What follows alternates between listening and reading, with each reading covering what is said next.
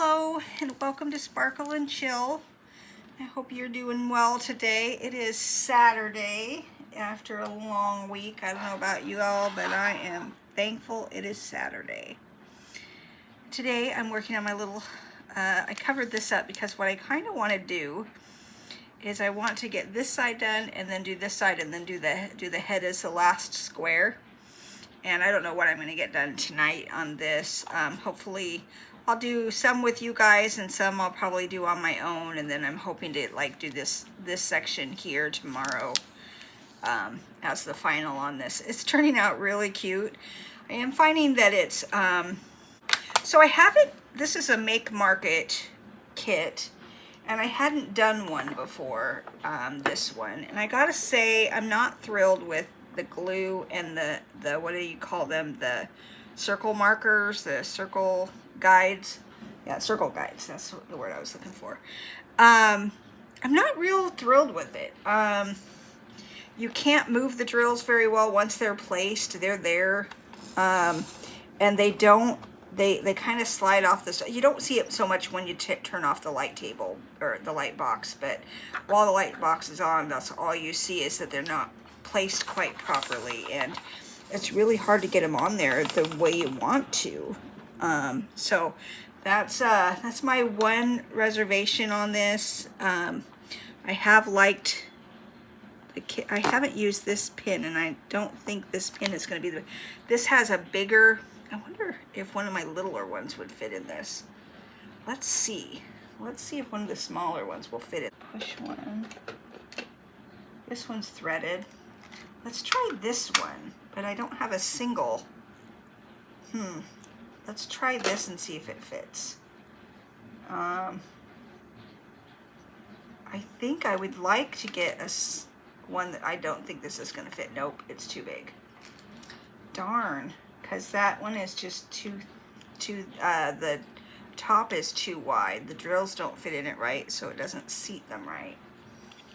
Well, I wanted to use this pretty pin that came with the kit, but it doesn't look like it's going to be the right thing to do. So we'll put this on there, and I guess I got to figure out, it's just that's too wide, and the whole drill just disappears into it, so that's not good. So let's see.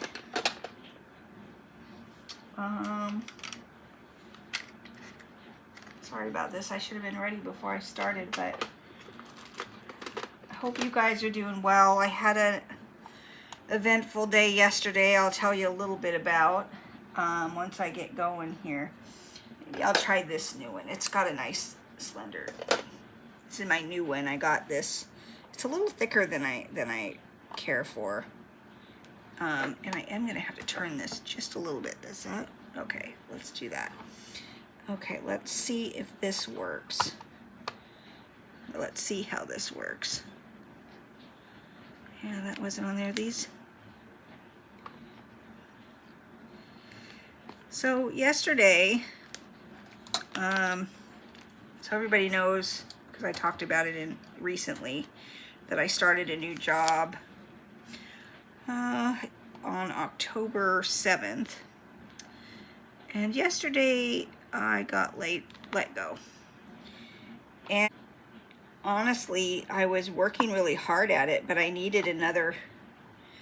Most recruiting firms know that it's going to take at least 90 days for most people to make their first placement. It just is. Next day, Friday, I get a call from my supervisor, or the boss. He's one of the bosses, and he says, well, I don't know really how to say this, and then he gives me the whole,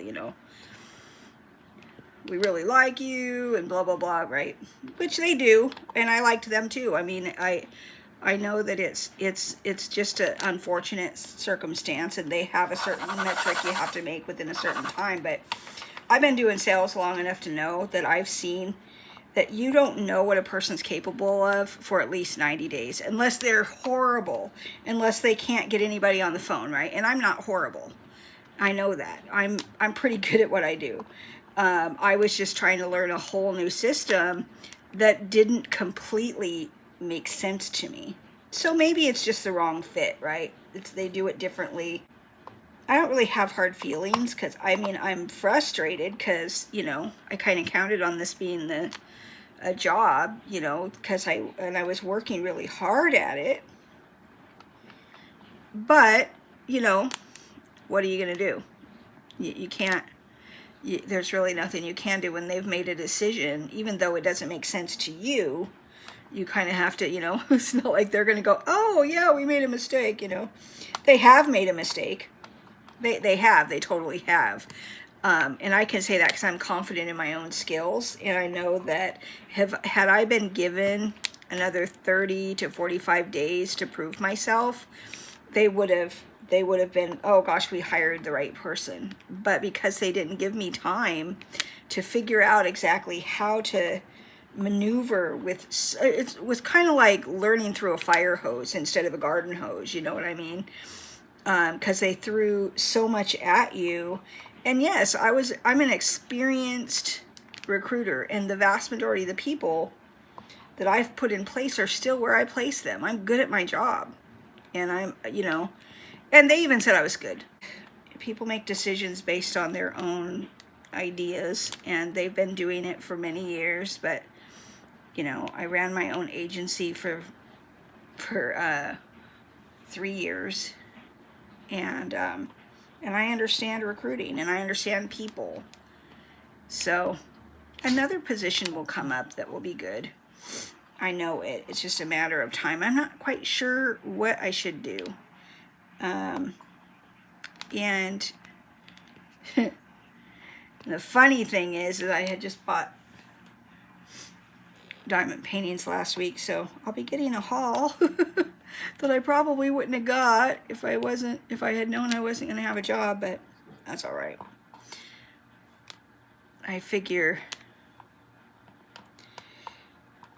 self-care, right? I'm not sure. I think this is poured glue, but it's acting really different. I don't see any kind of proof that it's not poured glue, and it rolled right and everything, but it just acts different. This glue acts different. You can't like push the drills around and have them stay where you push them. You know, they're showing all these little crescents here. So I'm not real pleased with that, but it's cute. It's a really cute painting. So anyways, so I'm back on the hunt. Which, if there's anything I hate, it's looking for a job. So yeah, it's just unfortunate all the way around. So that's my oh, that was my end of my week. On the upside, you guys, I have learned that fabric sheets, static sheets, work really good for these staticky drills. I want to laugh. Okay, so I was reading a review on Amazon of somebody who had bought an Amazon or a Diamond Art Club kit, and they were like, well, I got it, and you know, I was so, you know, I thought it was going to be so good, and the drills were staticky. Like, it's their fault that they're staticky. And so they were like, you know, so they gave it like a 2 for the number because the drills were staticky. And I'm like, they get staticky for a number of reasons, but usually it's your own environment. It's how things are where you're at. If the air has electricity in it, if there's, you know, a lot of charge in the air, that's what causes it. And so there's nothing that anybody can do about it. You don't get it in the cheap drills very often. At least I haven't. I never had static in any of my drills till I started doing premium kits. And when I started doing DAT kits and I ran into static, I was like, well, this is weird. This is what I had heard everybody talking about, but I didn't understand it because I had never experienced it. And then I just realized it has to do with the material that the drills are made out of. But the material that those drills are made of is what makes them so superior, because they also lay down really good, and they're so nice. I'm not real... This kit is really cute. And I'm not saying I wouldn't do these kits again, because I would. But I would say that I have been a little frustrated with the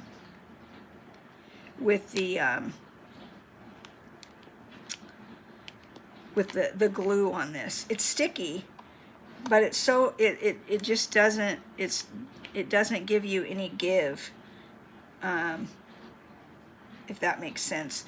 The drills just kind of, and I found that pin that they gave with it that I was excited about really isn't any good either, because I don't have a tip for it, and another tip for it, and the one that it came with is thick, and those thick ones just don't work. The whole diamond, they might work on, like, I might try it with the ABs without anything in it and see if it does that, because you can't use the wax or anything on the ABs. But anyways, so I didn't get any housework done today. It was kind of a lazy day because I woke up late. Well, I woke up early, but then I stayed in bed watching TV, or watching, not TV, Netflix. I just didn't feel like getting up. And then I got up and got to work on some things. I restarted my unemployment yesterday, or I filled out the paperwork. So today I needed to fill out I needed to apply to a few jobs and, you know, get that started so that tomorrow I can claim the first week, because it's the waiting week. So you got to do that right away so that you start getting your benefits quickly. So that's kind of what is going on. But I tomorrow, so my Blitzen came in. I ordered a few different kits because, you know, I thought I was going to have several more paychecks. But it is what it is. I ordered Blitzen, and I ordered the little hedgehog with doing the trimming of the tree. And then I had credits. I still have more credits for money off my kits on the because of my points. So I did spend some of those to get. I wanted that one that dropped last night. So I used some of my points on that, and then I still have enough points to do stuff on Black Friday. I know that the points won't give me any money off, like I won't get the discount, but there's going to be new kits, so I thought I'll wait. I've got a few that are in my favorite, in my wish list that, you know, if something doesn't drop that I like, then I'll go ahead and use on that. But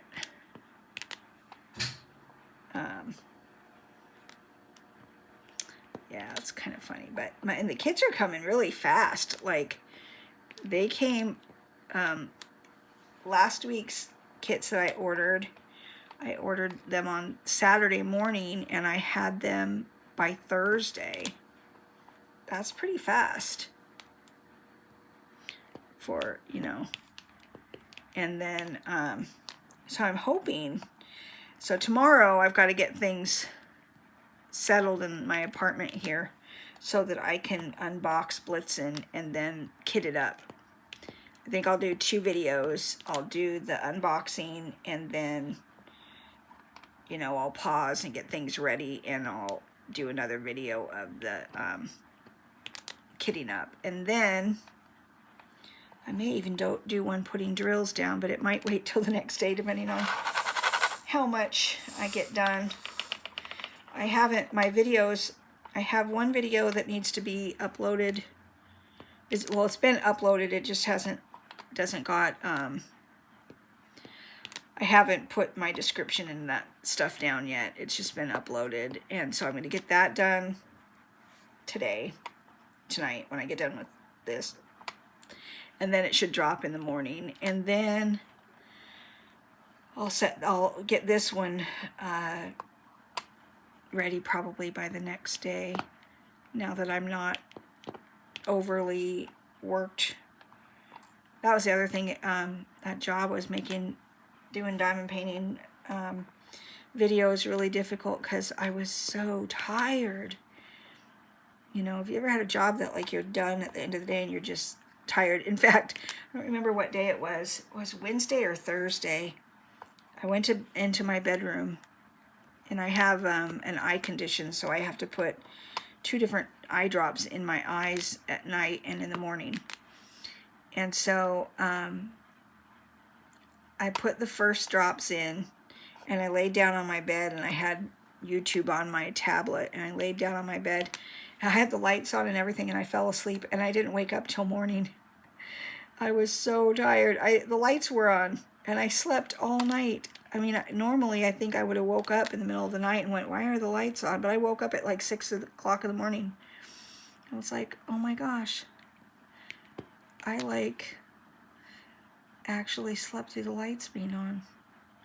You guys see any more 3s? I don't see any more. Oh, I do. I'm having to place these one at a time for the most part because of the way the glue is. If you put them down, they don't slide over. So if you miss it by a little bit, where normally you can just do a little shush of them, you can't do that with this one. Oh, there's one. Right there. And yeah, see this? I'm trying to move them when I see that there's a little gap there. You won't see those gaps when it's, you know, just hanging, because the light thing is what's doing it. So you don't see it when that's off. But it drives me kind of crazy while I'm doing it. But this is such a cute little kit, and I mean, I've only worked on it this week. Was working on it on my breaks while I was working. It really does calm me down, you know, when I'm having a stressful time. Doing this really does calm me down. 23 is W.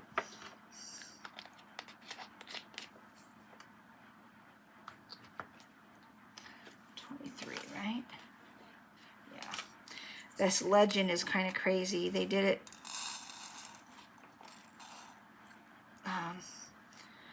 They did it in such a way that you have numbers, instead of going 1 through 9 up above on the top part, they went the alphabet first and then the number. So like number 3 is 28. Make it make sense. So it's been kind of crazy to remember all these things, but I always do them by numbers because that's the easiest way for me to look at it. I can go down the numbers, and if it's, you know, say it's a W and I have to go, and it's easy to find out which number that is for me. I had somebody explaining the other night how they, you know, they do it by, they kit up their kit by symbols and all that, and that's just confusing to me, and it seems like it would take a long time to kit up. My Frosty the Snowman that I finished, it took so long to kit up, and it was only 12 colors. But that was because it was really staticky, and I didn't have any static tools at the time, or nothing was working. I was trying to do it, and it just wasn't working. Okay, I need a different pin. I'll go back to my Diamond Art Club one, because I'm basically having to single place this. Okay.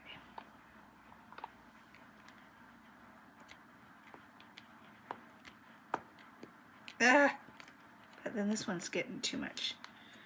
I used the wrong wax in it. I should have put the clear in, but I wanted to see what would happen if I just used pink wax, and it works good. It's just, I don't know. So what are you guys working on? My next project is going to be Blitzen, and then probably some mini gems. And I'm kind of excited about that. I haven't done any Diamond Art Club mini gems, and I've got some other mini kits as well. And I think because I've got all these big canvases, I've got like, I think that's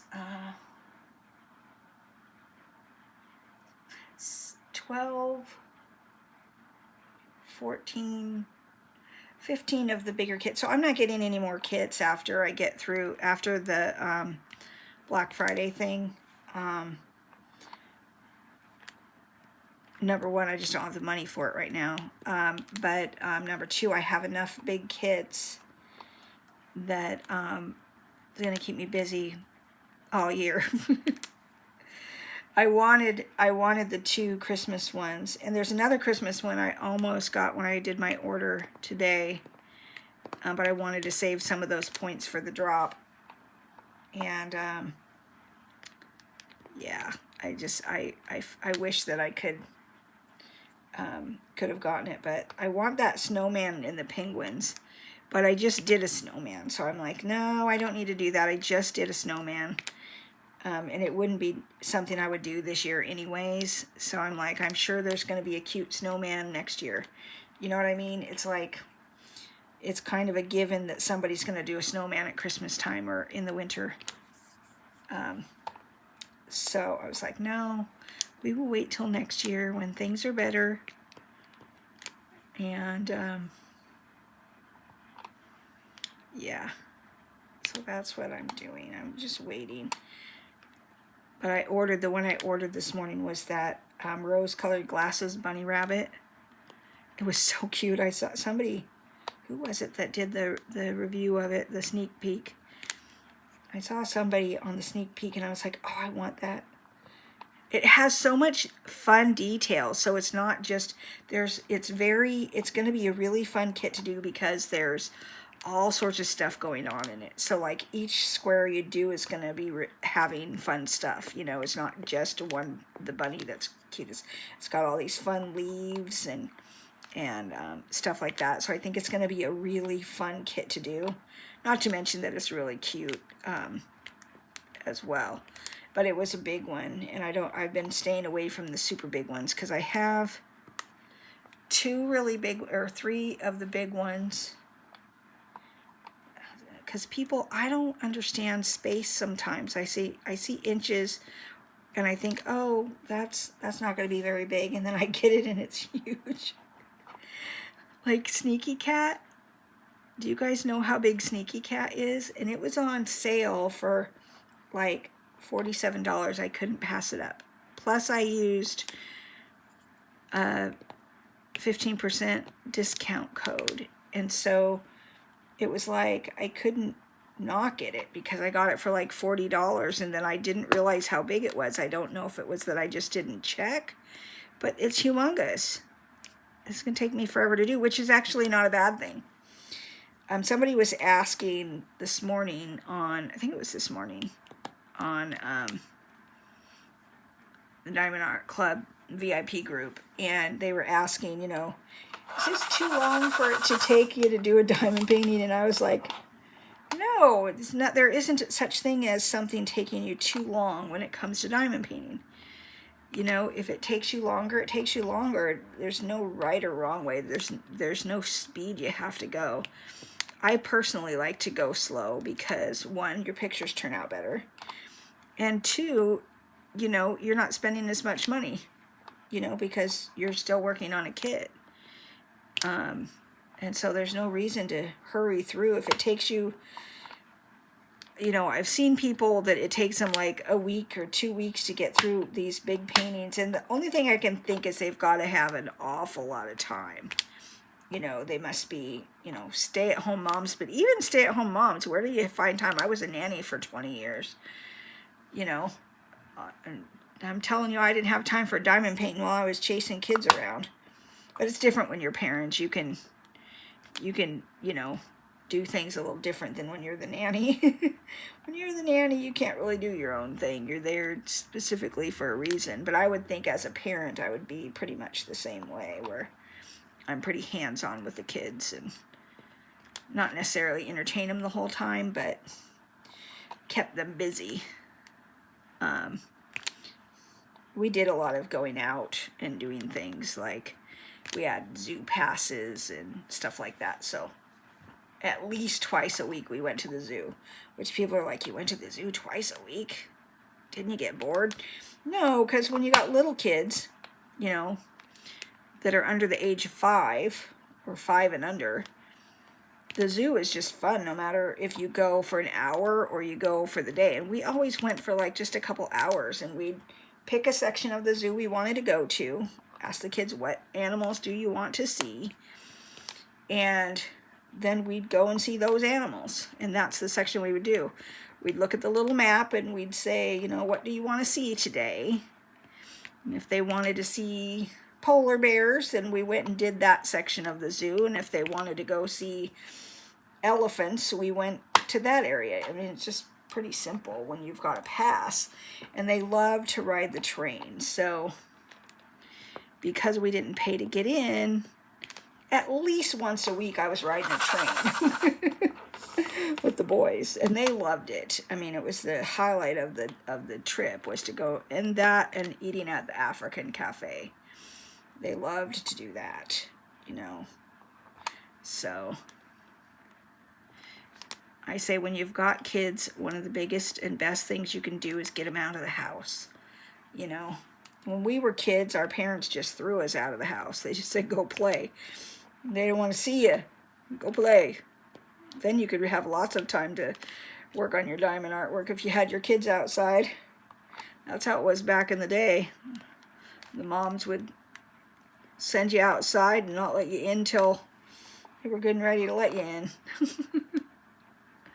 My mom worked, so I didn't really have that problem too much, but a lot of my friends, their parents were just like, you know, once you go out, stay out. If you come in, you're going to be stuck inside, because they didn't want you going in and out. So yeah, it was pretty good. And the kids just, you know, they thrive when they get to go and do things and run and get the air in their lungs, and no sitting around watching TV. I had a real strict TV policy with kids.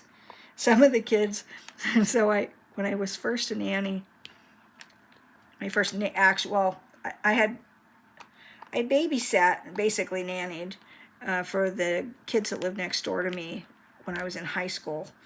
In the summertime, I watched them all day for 3 years. And then, but my first actual real nanny job, where I was getting paid real good money, was I think I was 21, 22. I think it was 21 when I started there. And, you know, parents let their kids watch some of the most atrocious things that I just think are not good for them. You know, things that, you know, there's a lot of violence in, or there's just a lot of, and so I would say no to things. And I had a parent one time, oh, they can watch that if they want. And I looked at her and said, not under my watch, they won't. And she's like, what? And I'm like, I'm sorry, but I'm not letting your kids watch that. You can let them watch it when you're in charge, because you're in charge, but I'm not letting that garbage be on while I'm in charge. And she's like, oh, okay. So the kids knew what I was appropriate and what wasn't. And so I had left this family. I had worked for them for 2 years. And I had a strict no He-Man, no She-Ra, whatever that show was, and something else. Oh, Turtles. I didn't like the whole Turtles things. It just a lot of violence and a lot of... And so I came by to visit them. And they had a new nanny. And the kids knew. I mean, they understood. I explained to the kids why I didn't like it. It wasn't like I just said, no, you can't watch this. I explained to them why, and why I didn't think it was good for them. They were old enough to ask why they couldn't watch it. They were old enough to know the reason, right? So I would explain it to them in their language, and they understood. Kids even at 3-4 years old, they understand what you're teaching them. They really do. And so I had left, and I wasn't taking care of them anymore, but I still come by and visit them from time to time, right? When I had the opportunity or I happened to be in the neighborhood. And one day I happened to be in the neighborhood and I thought, oh, I'll stop by and say hi, just a quick hello, and, you know, see how the boys are doing. And so I stopped by and I get there and I go to the back door. So their house is set up where the front of the house is actually set up at the back of the house, if that makes sense. Their backyard was actually their front yard because of the way their street was. It was kind of weird, but their address was actually the street that was behind the street that they actually came and went from because of the way the street was built. And so when you came to the back door, it was really what they used as their front door, even though it was the back door. And anyhow, so I came to the back door, and I knocked on the door, and the room where they watch TV and stuff is clear across. You had to go from the formal dining room into the kitchen and then into their living room, or family room. The living room was right to the left as you walked into the house. Not that you needed to know all that. But anyway, so I got to the door.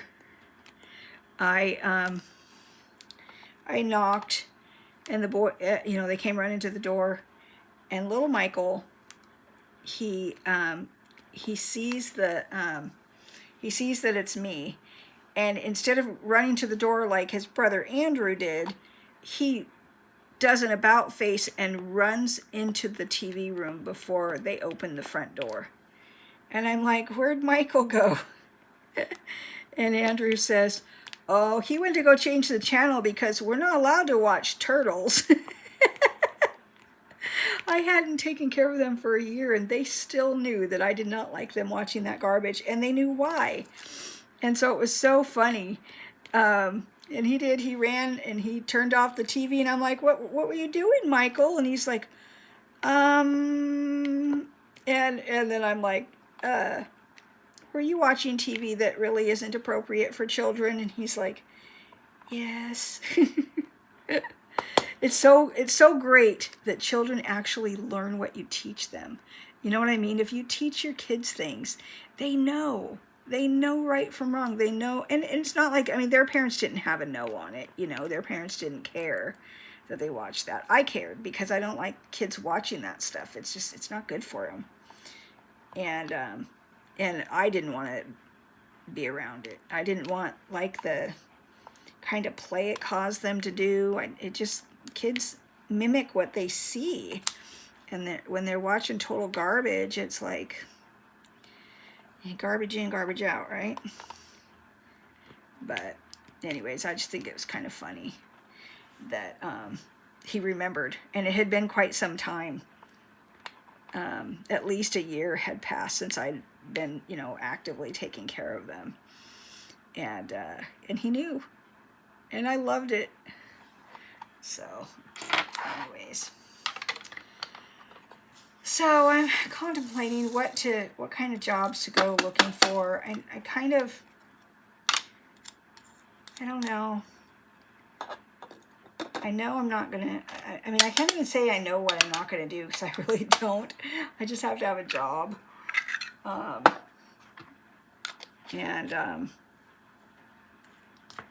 That's really difficult here. Okay, what's 4? So number 4 is 29. Make it make sense. This is such a little kit, and it has like 43 colors for this little tiny canvas, so it's coming out really cute. I didn't think it would. I thought it was going to be really pixelated, and we'll see really how pixelated it is when we get to the face. See, I didn't get that down quite right. Now I gotta smush them over.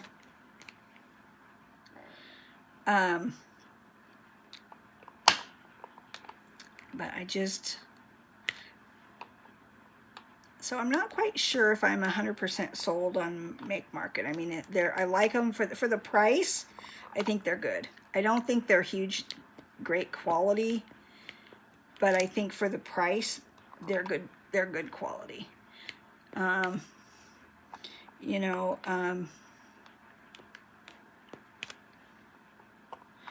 I like to do a good budget kit, and these kits were good for my budget. They were on, well, they're normally, these ones, I think most of theirs are like $14.99, but you can almost always, if you buy from Michael's, you can almost always find a 30% off coupon somewhere, you know, online or something. Just sign up for them. Don't ever buy full price at Michael's, you know. You don't have to. There's so many coupon codes or coupons that you can get. So it doesn't make sense to spend money you don't have to. So these ended up being $10 each, or $9.99 or something like that, $9.49, or I don't remember exactly what it was, but 9 something. And so that's not too bad. And this came with that pin, but I'm finding that the pin is pretty useless, so at least for me, I don't like it. It's a little thicker than I like to use, and the single tip doesn't really work. And these particular kits do, in my opinion, at least this one has had to be single placed. Every once in a while I'll do a 2 or 3, but for the most part this is a single placing kit because of the way the circle guides are. You can't really just put down a group of them, or the circle guides are off.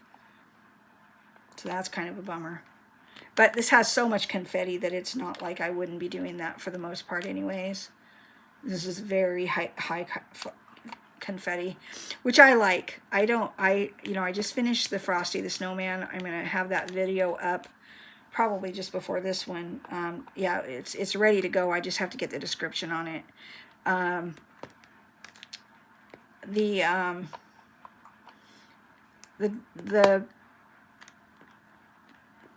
multi-placing on that kit was, I think it's the older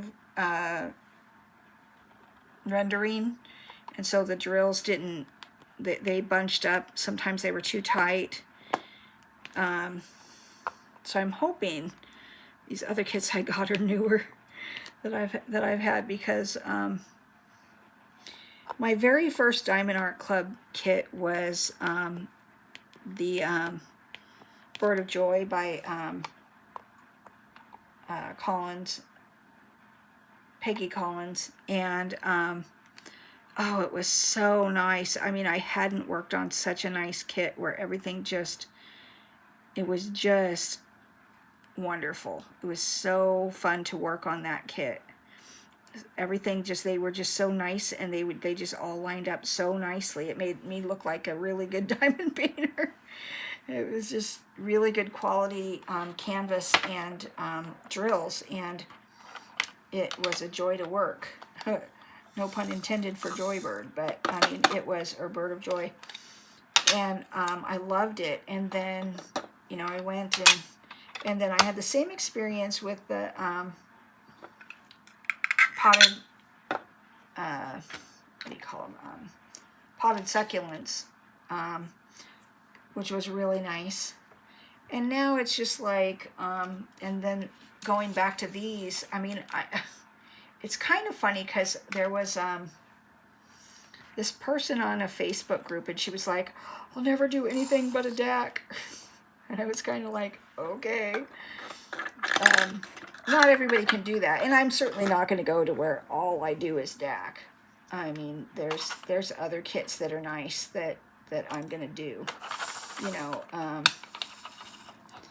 I just am, and but I have to agree with her that once you do a DAC, you see the difference in other kits that you do. They're not all kits are the same, you know.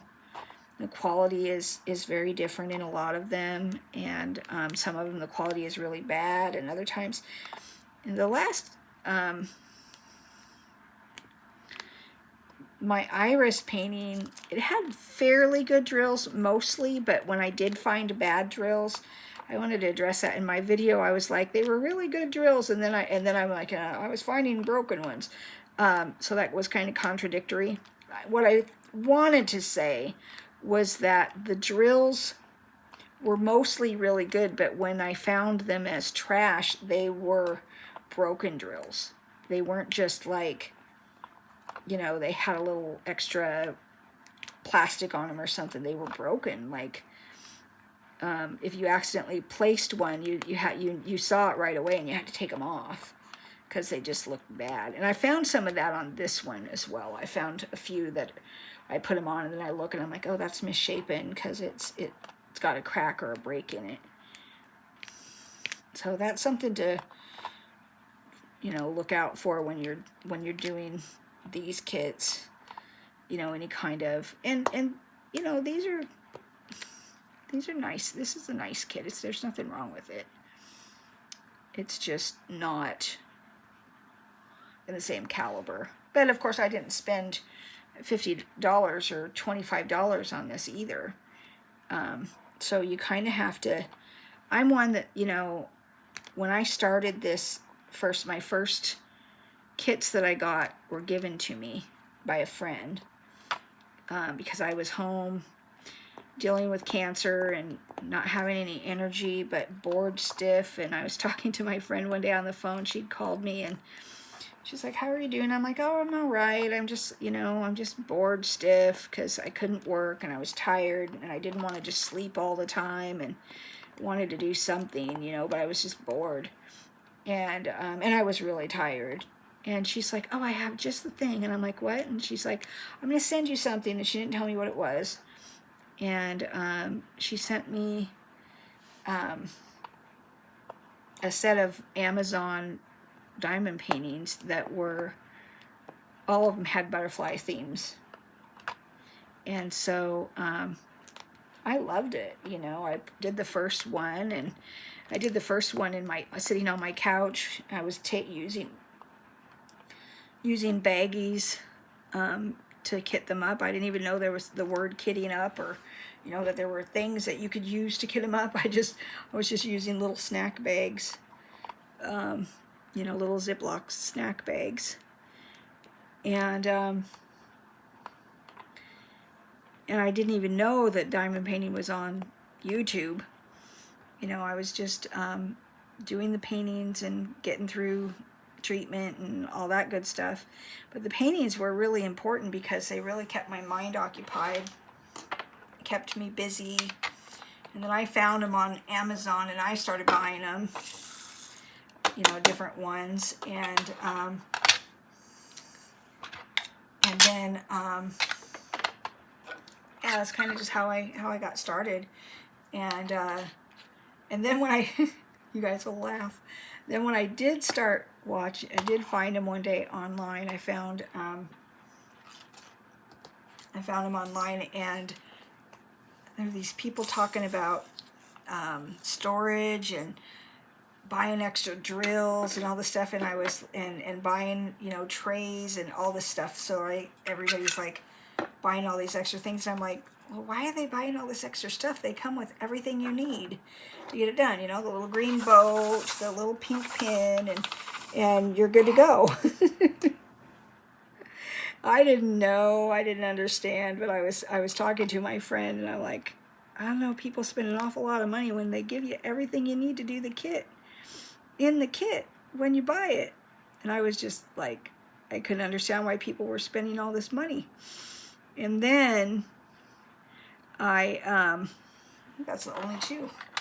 And then I was like, when I started, I was trying to think of what to do on it. I had watched a video of this guy, and he challenged everybody to start a YouTube channel. He's like, everybody should start a YouTube channel. He goes, and it doesn't really matter, you know, whether you get a lot of people or a few people, everybody should start a channel. And he goes, I want to do a challenge, you know, make a video,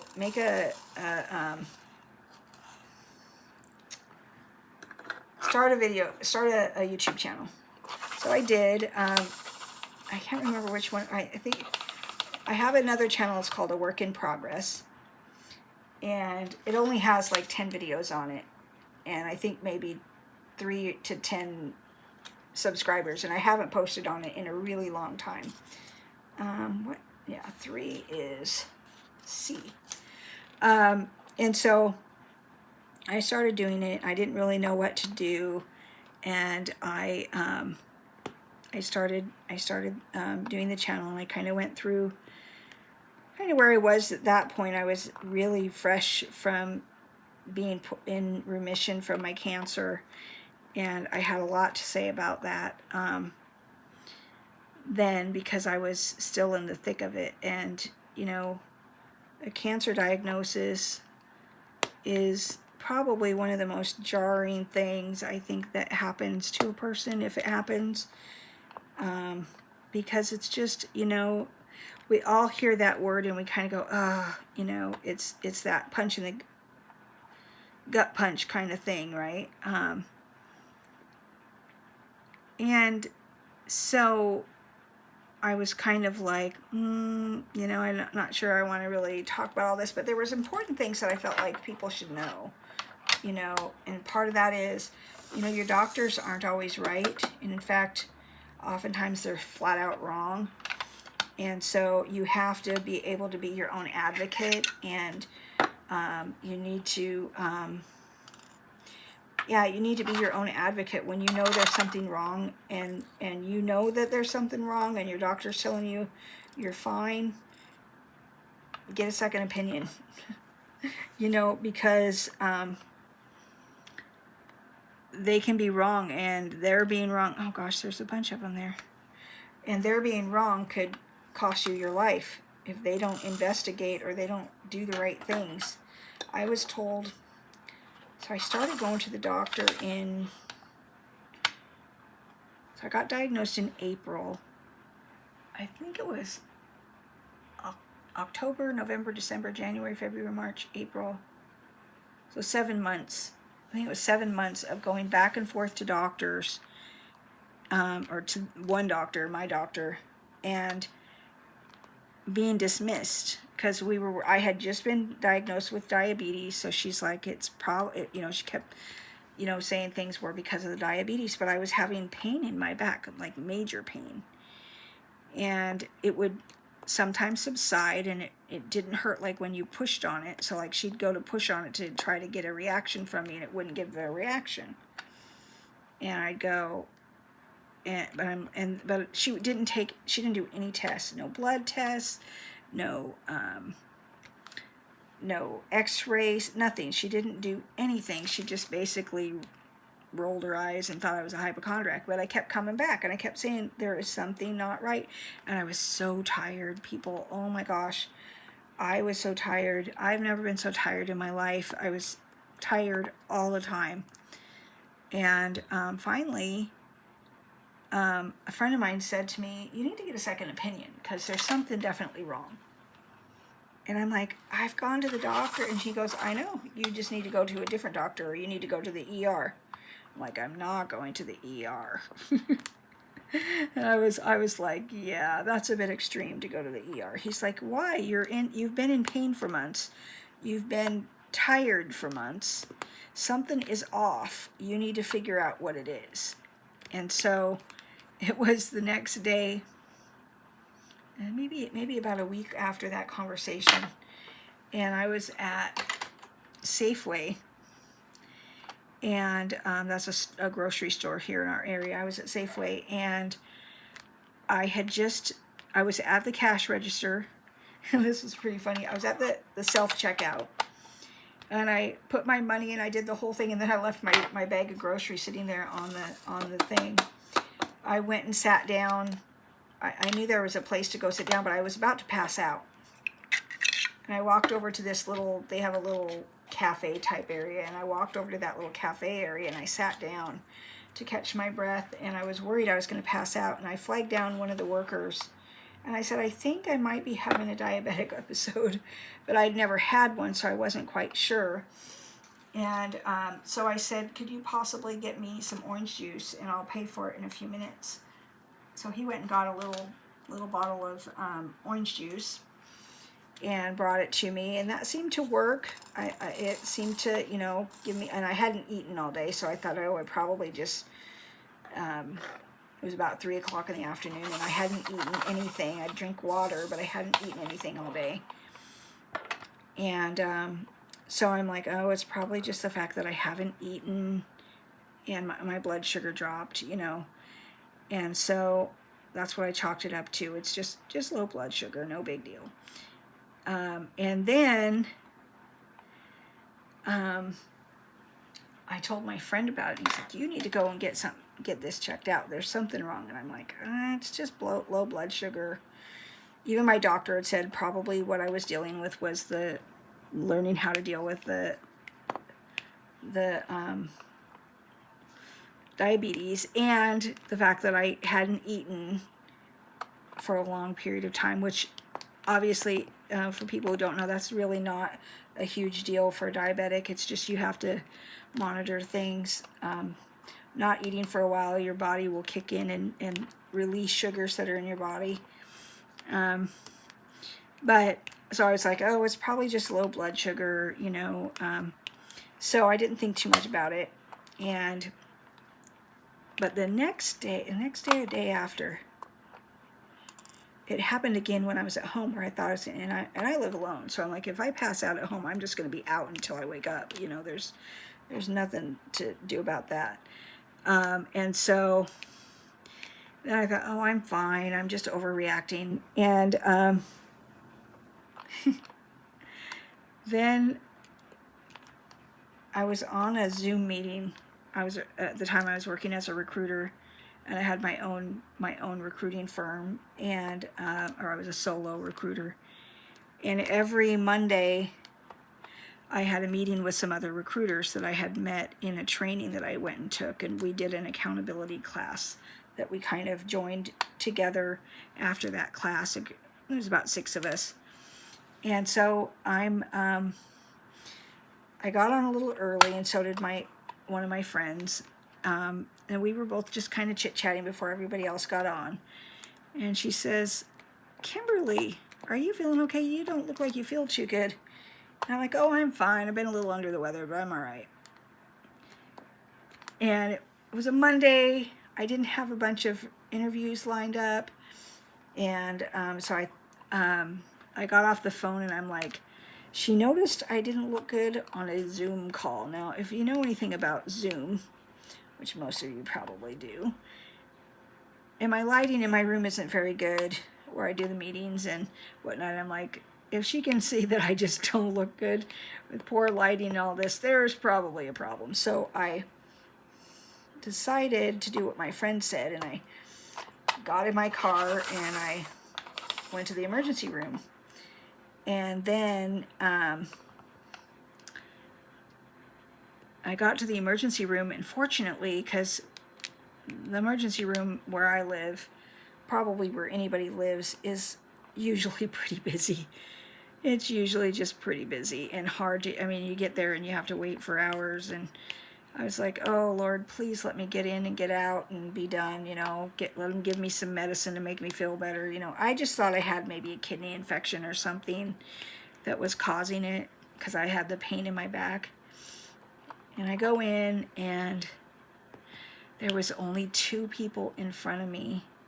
So I got called in rather quickly, because, you know, they bring people in pretty quickly.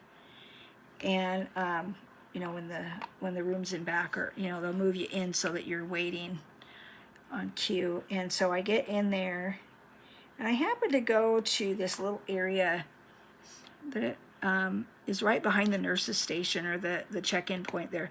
Everybody else, you know, you normally go into the back, and there's this curtain area where you've always, anybody that goes to ER, you know, you're not given any privacy at all. There's a curtain dividing you, but you can hear everything that's being said in the neighboring stalls. So, but I'm not in there. I'm in this little room, little exam room that's right behind the check-in point. And so the doctor comes in, and he asks me a few questions, and then he goes, okay, well, I want to do some blood work and some x-rays. I'm like, okay, good. Somebody's going to actually do something. He's actually taking me seriously, right? And so I go, they draw the blood, vampires that they are. I'm difficult to draw blood from, so they drew my blood, and then I went and had an x-ray, and then I'm back in that little room behind the check-in place, and the doctor comes in and he says, well, Miss, you have graduated to a room. And I'm like, graduated to a room? What do you mean? He's like, well, I mean, we want to keep you overnight. And I'm like, overnight? It's just a little backache, you know, that I'm backpedaling because I'm like, I don't know about this whole idea, right?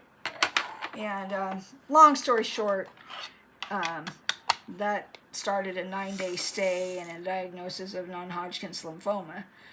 Diffuse large B cell, to be exact, non-Hodgkin's, which had gone undiagnosed for months. And if you don't get that diagnosed, it's not a good thing because it's a very aggressive cancer. And another few months and it could have killed me because it was stage 4 already. So, yeah, it was one of those things where they literally started chemotherapy while I was in the hospital. Now, I've had a lot of people, I can't believe you had chemotherapy. Like you have a choice. And I guess you do, technically. But when you don't know what to do and you've been told you have cancer, you just do what the doctors tell you to do. Because you don't know. And I was, there trying to figure out, okay, what do I do now? And, and I have to say, chemo's tough. It's no picnic. But it did save my life, People, I had a couple different people say to me, are you sure you want to do that? And I'm like, well, I don't really want to do it. Nobody wants to have to go through it. I mean, obviously, people would not do it if they knew what else to do. But chemotherapy is a proven treatment for this particular cancer, and it's been very successful. It's got like a 70% survival rate, right? For at least 5 years. So who knows? I mean, long term, some people, they go into remission and they never get sick again, and other people 2-3 years down the road have it again, but that's just cancer. I think any kind of cancer is like that.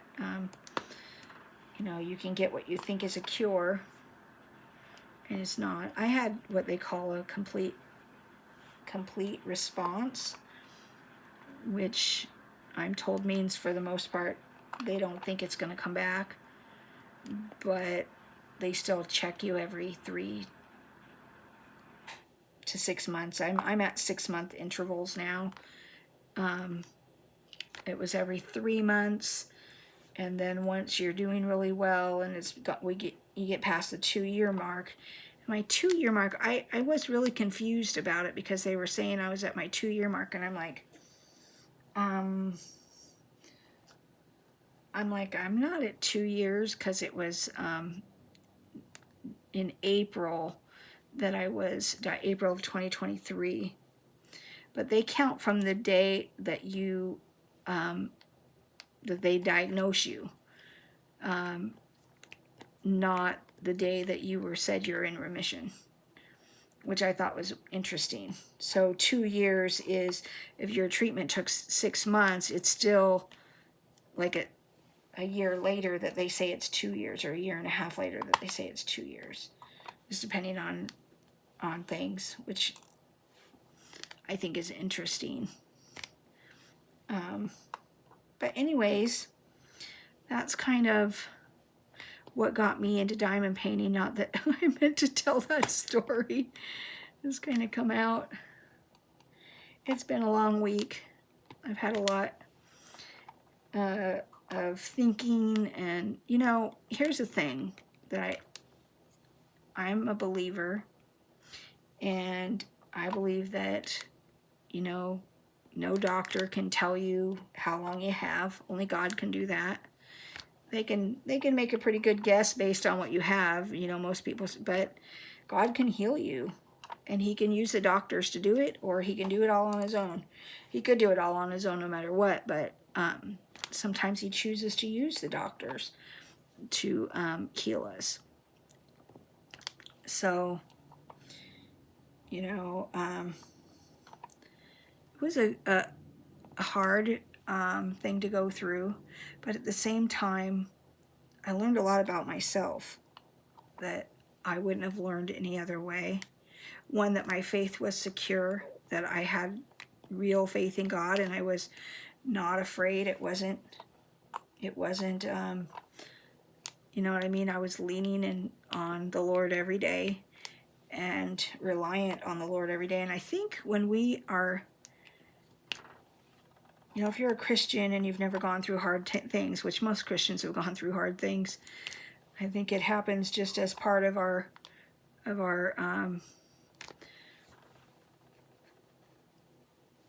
of life. You know, everybody goes through hard things, but I'm not usually talking to anybody. So that's kind of been, I think I decided to do too big of a piece here, and the time has gone, so I'm probably gonna sign off now. I'll show you more tomorrow. Thanks for watching. If you like what you see, give me a like and a subscribe, and hope to see you soon. Have a great evening, or morning, or night.